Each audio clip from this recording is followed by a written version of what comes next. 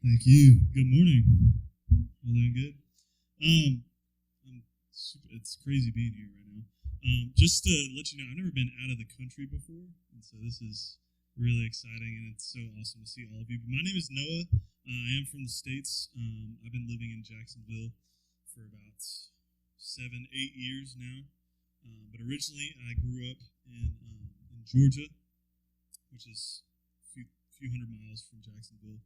But I was born there, and I grew up there it was just me and my mom for a while. And then my stepdad came in at the time, and that's where we grew up.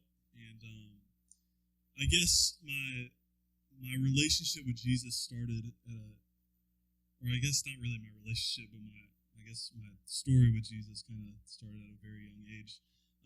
For the longest time, I grew up as an only child, and the one thing I really wanted was a brother.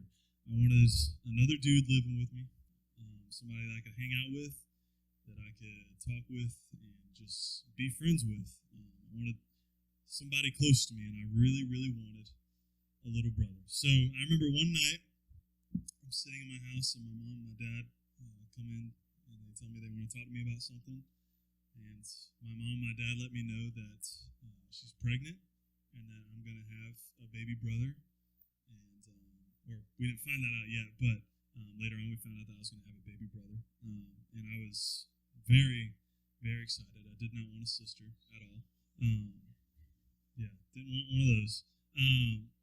But my wish came true, and I found out I was going to have a brother. His name was Liam, and I was so excited. I always was hanging out with my mom and feeling Liam kick her, which was cool to me, and just thinking that there's a child inside my mom and that there's life happening, and it was very fascinating. And so I was super excited, and then the day finally came when my brother was supposed to be born. I had to go to school, which was terrible. The day was just filled with anticipation. My mom was in the hospital for a while at that time, so I remember being in class, ready to get home, because I knew that when I got home, my brother was going to be there. So the day ends, I go home. My grandma's there with me, and my mom and dad are coming. She tells me that they're on their way back from the hospital. And I remember my mom getting there and walking up the driveway to our front door with an empty carrier. And they sat me down and they told me that Liam didn't make it. And he was stillborn. He didn't make it. And that crushed me. It did.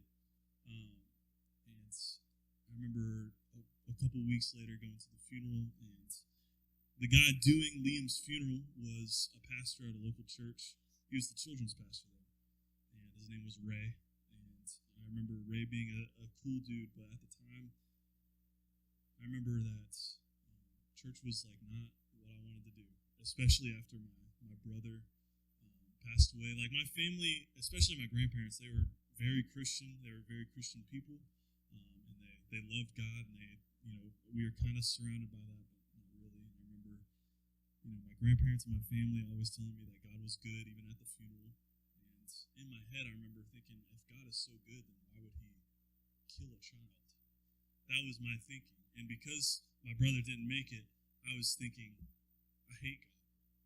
I don't like Him. He's not my friend, and I want nothing to do with Him. But I quickly found out that God wants everything to do with me. And so my mom and my dad got involved with the children's pastor, Ray. After the funeral, they got connected. Ray invited us to church. And we started going, and I hated it. And I thought children's church was a waste of time. I did not want to be there. I thought it was boring and lame. And it was the last place I wanted to be, especially because my brother wasn't with me. And I couldn't understand how all these people could worship and love a God who does something like that. But I toughed it out. I didn't really have a choice on whether or not I wanted to go to church. My parents made me. It was kind of not something that I could choose to do. So I went all throughout middle school, all throughout elementary school, throughout my whole childhood. I remember that church also had a kindergarten through 12th grade. I had a kindergarten, elementary school, middle school, and high school. And that's where I went for middle school, and I remember not liking it either. When I was around 11, 12, I started going to that school, and I got into a lot of fights and a lot of arguments. And I was in the principal's office a lot, and I was suspended a lot. But 7th and 8th grade rolled around, 13, 14, I started enjoying it, and I made a lot of friends, some of which I still talk to this day. I still have relationships with, and I go up to Georgia every now and again to visit them. But I was having a really, really good time. I started to fit in well. I started to make a lot of friends. I started to really enjoy school. I started to do well in school. And I remember sitting down one night at home, and my mom and dad tell me that we're moving to Florida. And just so it was like just when things started to finally get good, we're leaving. And it was frustrating. And my dad was like, yeah, this is where God is. And we had to go for his job. He goes, this is where God is sending us. And in my head, I'm like, well, God sucks because I don't want to leave. I don't want to go. But we pack up, we move to Jacksonville, and immediately don't like it. It's the worst. It's hot, it rains for 10 minutes, and then it doesn't. It's muggy, and it just feels wet and gross, and I don't like it. And then winter rolled around, and I hated it even more because I like cold weather, and it doesn't get cold. So I was like, well, this is awesome. Can't wait to spend Christmas in 70-degree weather. So we moved to Jacksonville, and I started going to this public school. Because before that, I went to a private school. It was a private Christian school, but now I'm going to a public secular school. And I didn't fit in well either. I didn't fit in well there. Rather than getting in fights, though, I started getting caught up in the wrong group of people. I started going to a lot of parties and doing a lot of drugs and drinking a lot of alcohol, doing a lot of things that I shouldn't have been doing. Talking to my parents in a way that I shouldn't be talking to them, being very disrespectful, and swearing at them and telling them I hate them. And it was just not a good time in my life. It was a very low point. Until we started going to another local church called Westside. And it was weird because the first Wednesday night, our first youth group, I show up, and this guy that I've never seen in my life just makes eye contact with me and tells me to come over, and he told me to sit right next to him, and I was like, okay, this is weird. So I sat down, and it just was a very welcoming environment. Everybody there wanted to get to know me. They wanted to know who I was, where I was from, all about me. And I started going there a couple weeks, and after that, they invited me to go to camp, to their youth camp, and I was like, no thank you. But I was convinced, and I think I signed up for camp like a few days before we left. So I end up going. I'm not very pumped about it. I'm nervous. I don't really know anybody. I'm going to be gone for a week from home, from my friends at school. I'm not going to see them. I'm just going to be surrounded by all these weird Christians talking about a God who I didn't believe in. So it was a little wild, but I ended up going, and I actually ended up having a really, really good time and making a lot of friends, a lot of lifelong friends. And I liked it so much that I decided next year I was going to go again. And that year that I went again it was different. It was a time where I realized that the life I'm living right now is not what I should be doing. Nothing that I'm doing in life, these parties I'm going to, these people I'm hanging out with, I am getting no fulfillment or satisfaction from them in any sort of way. There's still just an emptiness inside my heart. And I was trying everything the world could throw at me to fill it. And, God just started really working on me that week. And I remember my best friend sat me down in his room, and we just started talking about life.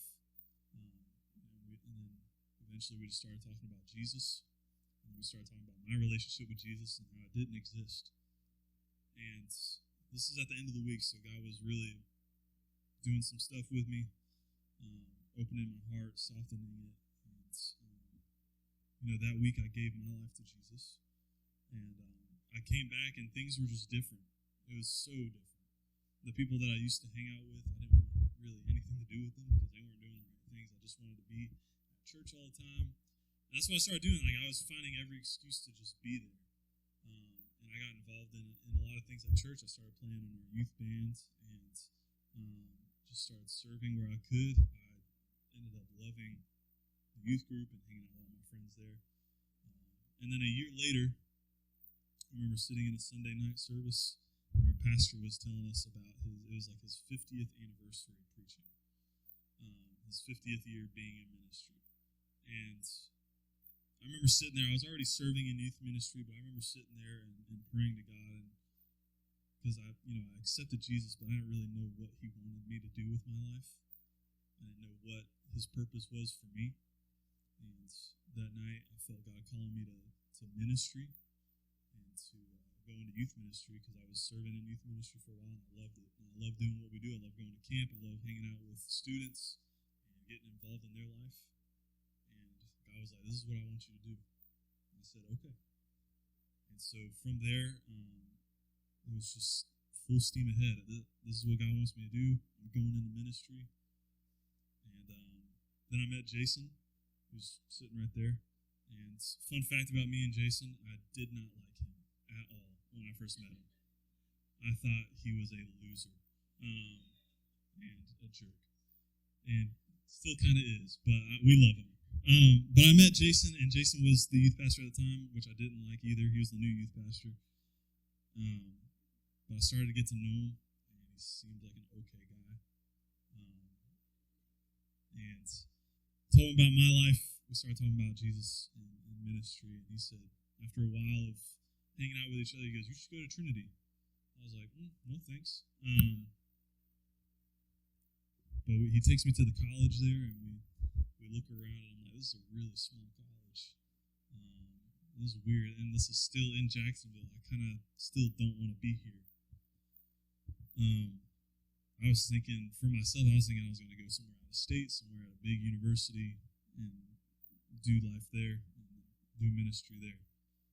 But God said, "No, I want you to go to Trinity." And I was like, "Okay." So I applied for Trinity. I got in. I started studying youth ministry and church ministries, and I've been doing that for the past 5 years. College is usually 4 years. But I didn't pass a lot of classes my freshman year, because my freshman year was another kind of a low point in my life. This is when a lot of mental battles started happening.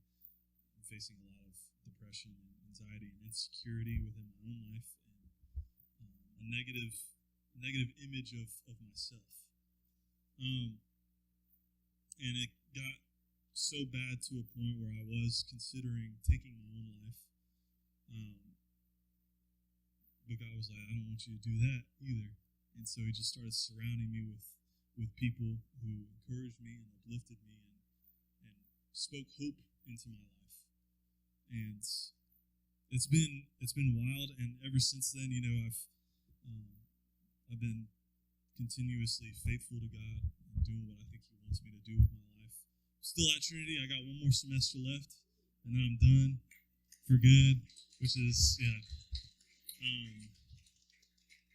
And then who knows what happens after that? There have been some churches out in the U.S. who've reached out to me, and it's just, who need a youth pastor, but it's just not what God wanted for me at the time. So we'll get to graduation and figure it out from there. But my life has been it's been a bumpy one, to say the least, and it's a good way of showing that none of our lives are perfect in any sense. And we can try and be perfect, but we're going to fail miserably. I remember, I did want to share this with you though. I was trying to figure out, because I was a Christian and I loved being around people, and I wanted to be somebody who other people could look up to, who younger kids could look up to. I wanted to be a leader for people, but I didn't really know how to do that. And a verse stuck out to me a while back, and it's 1 Timothy 4:12. And it says this. It says, "Don't let anyone look down on you because you are young, but set an example for the believers in speech, in conduct, in love, in faith, and in purity." Which is crazy because in all of those ways before I met Christ, that's not what I was doing. I was not setting a good example for other people. Not just for people who are younger than me, but for people my age, older than me. But that verse has stuck with me through my life. That is, I guess, how I model my life. How I model my life around Jesus and how I live for Him. I mean, it starts with you and Jesus, and then from there, everything just kind of comes together. And my life still isn't perfect. I still don't necessarily know exactly what God wants me to do, but I'm taking it day by day. And it hasn't always been easy either. It's been hard at times, but we get through it, and we endure, and we continue to love Jesus and love other people, and we'll be all right. So that's me. I'm done. I don't know what's next after that. But thank you so much.